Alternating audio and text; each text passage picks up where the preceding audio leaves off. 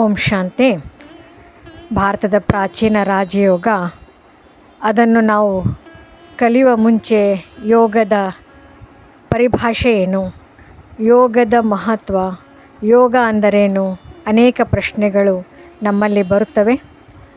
ಹಾಗಿದ್ದರೆ ಯೋಗದ ಮೂಲ ಮತ್ತು ಅದರ ಬೆಳವಣಿಗೆ ಹೇಗೆ ನಡೀತಾ ಬಂತು, ಯಾವಾಗ ಮನುಷ್ಯರು ಈಶ್ವರನಿಂದ ಭಕ್ತಿ ಮಾಡಲು ಶುರು ಮಾಡಿದರು, ಬೇಡಲು ಶುರು ಮಾಡಿದರು.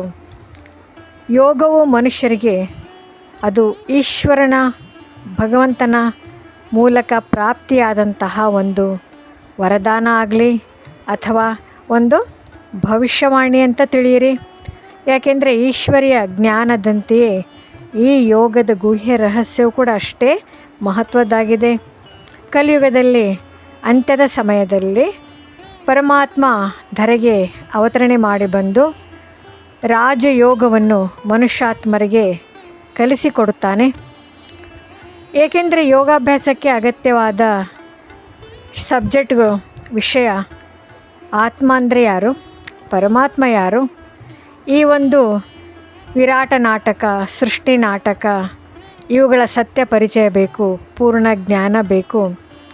ಈ ಜಗತ್ತಿನ ಬೇಹದ್ದಿನ ಇತಿಹಾಸ, ಭೂಗೋಳ, ಭವಿಷ್ಯ, ವರ್ತಮಾನ ಪ್ರತಿಯೊಂದರ ಬಗ್ಗೆ ಮಾನವನಿಗೆ ತಿಳುವಳಿಕೆ ಬೇಕು. ಪರಮಾತ್ಮನು ಮಾತ್ರ ಇಂತಹ ಜ್ಞಾನ ನೀಡಲು ಸಾಧ್ಯ. ಪರಮಾತ್ಮ ಬೇಹದ್ದಿನ ತಂದೆ, ಬೇಹದ್ದಿನ ನಾಲೆಜ್, ಬೇಹದ್ದಿನ ಜ್ಞಾನವನ್ನು ಕೊಡಲು ಸಾಧ್ಯವಾಗುತ್ತದೆ. ಯಾವ ಮಾನವಾತ್ಮರು ಬೇಹದ್ದಿನ ಭೂಗೋಳ ಇತಿಹಾಸ ತಿಳಿಸಲು ಸಾಧ್ಯವಾಗುವುದಿಲ್ಲ.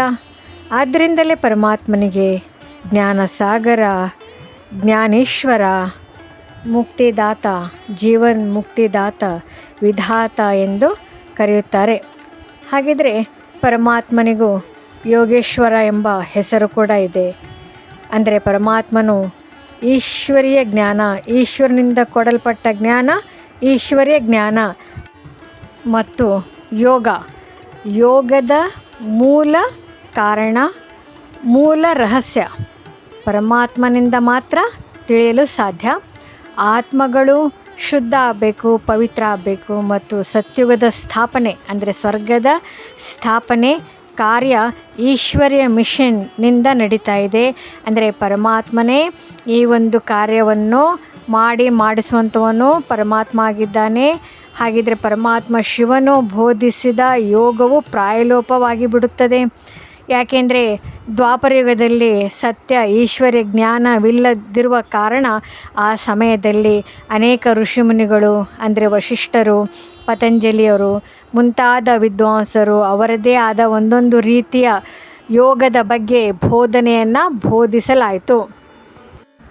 ಯೋಗ ಅಂದರೆ ಕಠಿಣ ಎಂಬ ಶಬ್ದವನ್ನು ಉಪಯೋಗ ಮಾಡುತ್ತಾರೆ.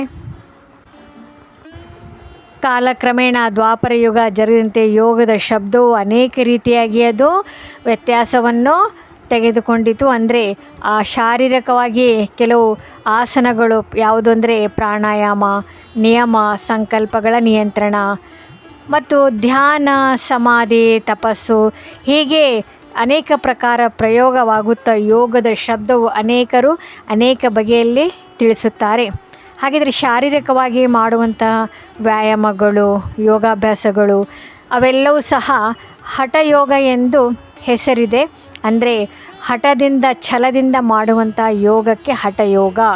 ಮನುಷ್ಯರು ಅನೇಕ ಪ್ರಕಾರ ಯೋಗದಲ್ಲಿ ಪರಮಾತ್ಮನು ಬೋಧಿಸಿದ ಮೂಲ ಯೋಗಕ್ಕೂ ಹಾಗೂ ಮನುಷ್ಯಾತ್ಮರು ಅಥವಾ ಋಷಿಮುನಿಗಳು ಹೇಳಿದಂತಹ ಯೋಗದ ಒಂದು ಮಹತ್ವ ರಾತ್ರಿ ಹಗಲಷ್ಟು ವ್ಯತ್ಯಾಸವೆಂದು ಹೇಳಬಹುದು.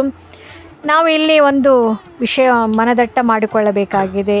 ವಾಸ್ತವಿಕವಾಗಿ ನಿಜ ಅರ್ಥದಲ್ಲಿ ಸತ್ಯ ರೀತಿಯಲ್ಲಿ ಯೋಗ ಎಂಬ ಶಬ್ದದ ಮೇಲೆ ನಾವು ವಿಚಾರಿಸಬೇಕಾಗಿದೆ. ಶಾರೀರಿಕ ಆಸನ, ವ್ಯಾಯಾಮಗಳು ಇತ್ಯಾದಿಗಳು ಅವು ಶರೀರದ ಆರೋಗ್ಯಕ್ಕಾಗಿ ಉಪಯೋಗಿಸಲ್ಪಡುತ್ತದೆ.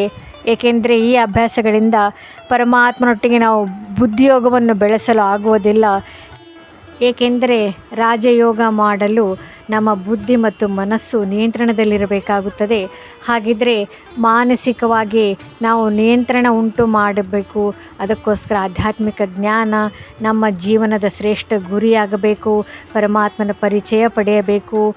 ಮುಕ್ತಿಯನ್ನು ಪಡೆಯಲು ಯೋಗದಿಂದ ನಮ್ಮ ಪಾಪ ಭಸ್ಮವಾದಾಗ ಮಾತ್ರ ಸಾಧ್ಯವಾಗುತ್ತದೆ. ಜ್ಞಾನ ಮತ್ತು ಯೋಗ ಒಂದು ನಾಣ್ಯದ ಎರಡು ಮುಖಗಳಿದ್ದಂತೆ. ಹಾಗಿದ್ದರೆ ಜ್ಞಾನವಿದ್ದಾಗ ಮಾತ್ರ ನಾವು ಯೋಗ ಮಾಡಲು ಸಾಧ್ಯ. ಯೋಗ ಮಾಡಿದಾಗ ಜ್ಞಾನ ಏನೆಂಬುದು ತಿಳಿಯುತ್ತದೆ. ಅದಕ್ಕೋಸ್ಕರ ಯೋಗ ಮತ್ತು ಜ್ಞಾನವನ್ನು ನಾವು ಜೊತೆಯಲ್ಲಿ ಅಭ್ಯಾಸ ಮಾಡುತ್ತಾ ಹೋಗಬೇಕು.